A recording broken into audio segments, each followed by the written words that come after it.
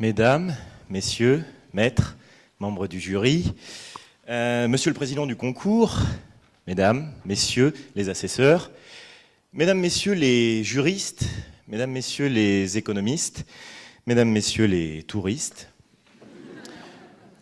en ce jour très particulier, en ce second mercredi du mois de mars, et en ce jour bien évidemment particulier, car journée internationale de la femme, en un mot, profitez-en bien parce que demain c'est terminé, je me dois de vous dire que l'homme peut apprendre de ses maîtresses s'il y met du sien.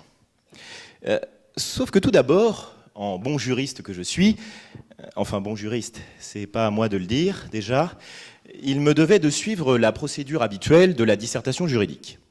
Il me fallait une accroche. Mais laquelle? Entre Éric Cantona, qui nous dit que le ballon, c'est comme les femmes, ça aime les caresses, ou alors la citation la plus adorée, la plus adulée de tous les étudiants de première année de droit, tout en parlant sur le contrôle de monsieur le professeur Le Maire, bien entendu, la démocratie, c'est le gouvernement du peuple, par le peuple, pour le peuple. Vous voyez, chère première année, qu'il n'est pas si facile de la caser partout, confirmez vous-même, elle n'a aucun rapport avec le sujet.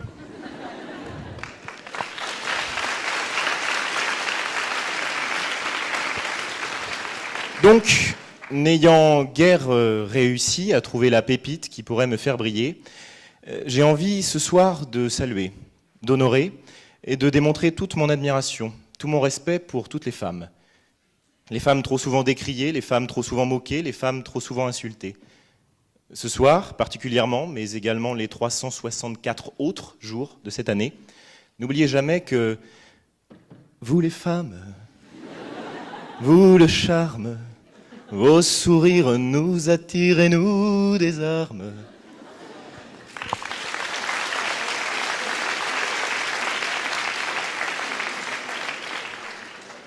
Il me fallait, en second lieu, définir les termes du sujet. Vous croyez bien que je me suis particulièrement intéressé au terme de maîtresse. Du latin magister, dérivé du terme maître, la maîtresse est en terme familier l'amante, la partenaire sexuelle d'un homme en dehors des relations du mariage. Pour Wikipédia, et j'en suis désolé, la relation extra-conjugale implique parfois, et même souvent, que la femme vive aux frais de l'homme. Et cela peut parfois s'agir d'une charge considérable. Certes, eh bien, j'y réfléchirai à deux fois si jamais l'occasion se présente. Ceci dit, on va bien au restaurant alors que chez soi on a une cuisine et une salle à manger, ça n'a pas de sens. Alors, à présent vient la problématique. Si l'homme a une maîtresse, vous vous en doutez, l'homme peut-il apprendre de cette dernière? Sachez tout d'abord, cher public, que l'homme est généreux. L'homme aime distribuer le bonheur. Et quand l'homme a une maîtresse, c'est qu'il est curieux, c'est qu'il aime l'aventure, c'est qu'il aime la découverte. Et se fiche absolument royalement de la place de seconde que peut prendre la maîtresse par rapport à sa femme. Le côté backstage, comme les roast beef peuvent le dire. Vous savez, ce sentiment de seconde place, qui peut parfois être source d'excitation pour certaines ou de malaise pour d'autres, vous savez ce sentiment, quand vous êtes deuxième de la promo, eh bien vous êtes deuxième. Mais il n'y a pas de mot pour dire deuxième. Vous connaissez ce sentiment? Oui, non, moi non plus. Pas ce sentiment. Alors, au cours de mes recherches, un problème s'est posé. Un vrai problème. Sur quoi me baser? De quel témoignage devais-je m'inspirer? Mon père. Mauvaise idée. N'ayant pas envie de mettre de l'eau dans le gaz au sein du couple parental, car possiblement source de divorce, et le consentement mutuel étant bien évidemment à proscrire dans cet état-là, monsieur le professeur Julienne sait pertinemment que les autres modes de séparation ne sont pas forcément les plus aisés. Alors, je décidai de me pencher sur les grands hommes de l'histoire française, ceux qui ont fait la France, Louis XIV, Henri IV, Napoléon, mais également ceux qui l'ont défaite. Je laisserai à chacun son opinion là-dessus. Les célèbres Madame de Maintenon, Gabrielle d'Estrées ou Marie Walewska, à en croire les décès plus souvent moribonds que bons de ces hommes de pouvoir. Un meurt poignardé en pleine rue, un autre meurt exilé, perdu en plein milieu de l'Atlantique. Un, pourtant, réussit à chambouler cette mécanique en mourant dans les bras de sa maîtresse, après que cette dernière ait légèrement usé de sa valeur charnelle. Le président Félix Faure après apparemment une fellation absolument extraordinaire. On dira d'ailleurs de lui, il voulait être César, il mourut Pompée.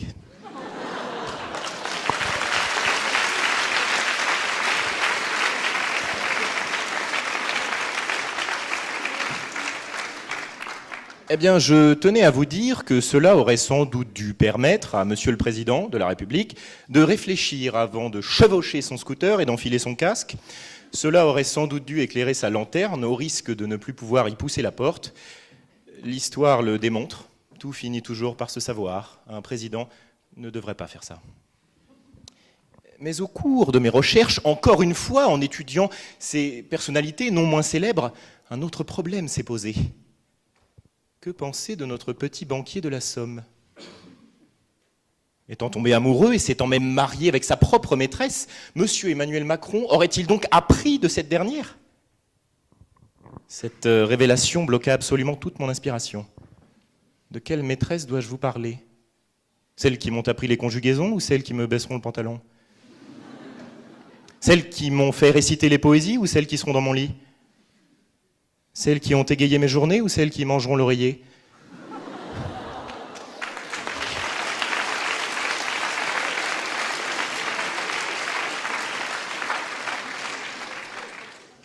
Messieurs, dames, dilemme.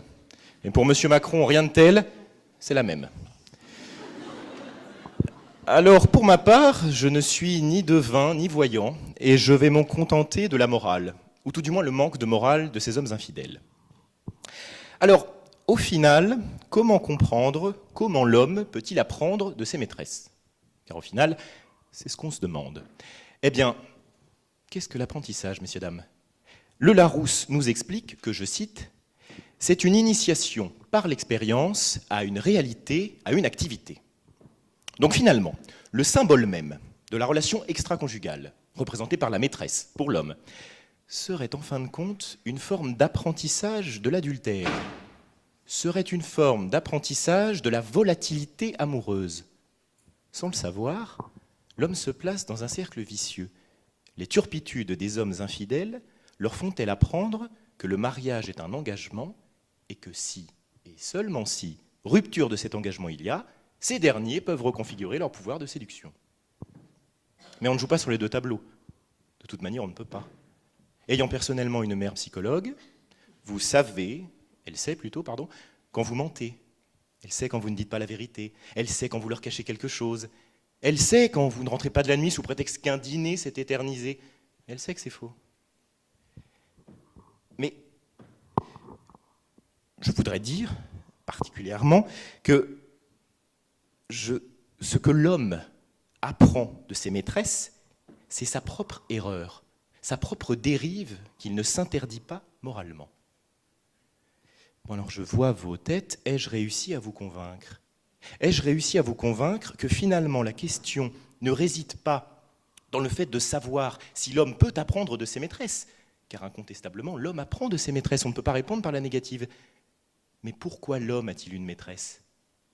Nous avons abordé tout d'abord, au début, le côté, l'homme, le point de vue de l'homme. Mais du point de vue de la femme, pourquoi la femme accepte-t-elle de devenir maîtresse de l'homme?